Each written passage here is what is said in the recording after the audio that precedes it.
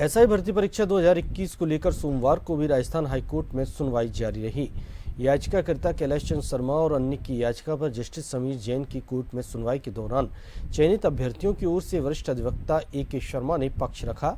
RPSC और सरकार की ओर से महाधिवक्ता राजेंद्र प्रसाद और अतिरिक्त महाधिवक्ता विज्ञान शाह ने पक्ष रखा। सभी पक्षों को सुनने के बाद कोर्ट ने मंगलवार को एसआईटी प्रमुख और एडीजी एसओजी वीके सिंह को कोर्ट में उपस्थित होने के निर्देश दिए और सरकार को पूरा रिकॉर्ड कोर्ट के सामने रखने को कहा है। मामले में मंगलवार को भी हाई कोर्ट में सुनवाई जारी रहेगी।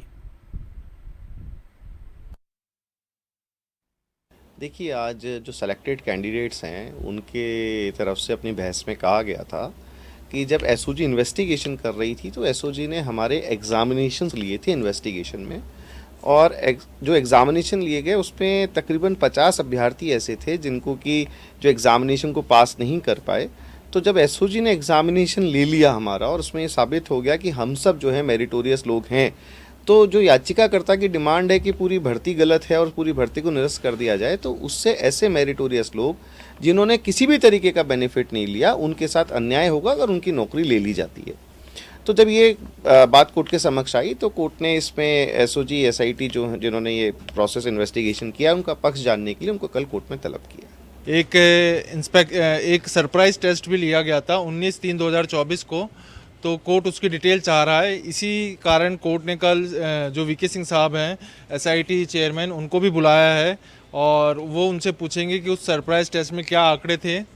और इसमें आज चयनित पक्ष की तरफ से कहा गया कि इसमें जो ज़्यादातर लोगों का चयन हुआ वह या तो राज्य सेवा के कर्मचारी थे या केंद्र सेवा के कर्मचारी थे। अगर भर्ती रद्द होती है तो ये उनके साथ घोर अन्याय होगा।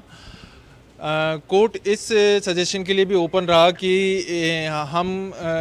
कि अगर सरकार चाहे तो वो एक टेस्ट करवा सकती है जो भी चयनित है, जिससे ये पता लगाया जा सके कि कौन इसमें फर्जी था, कौन सही था। एक जिक्र किया था कि आपने सेग्रीगेशन के लिए कोई एग्ज़ाम ट्रेनिंग के ड्यूरिंग इनका सिलेक्टेड कैंडिडेट का लिया था, तो जिस पर है जो सरकार थोड़ी देर के लिए मौन रही। उसके बाद उन्होंने मौखिक तौर से वीके सिंह साहब को फ़ोन करके और AAG साहब ने ये बताया कि इस प्रकार का एग्ज़ाम कंडक्ट हुआ था।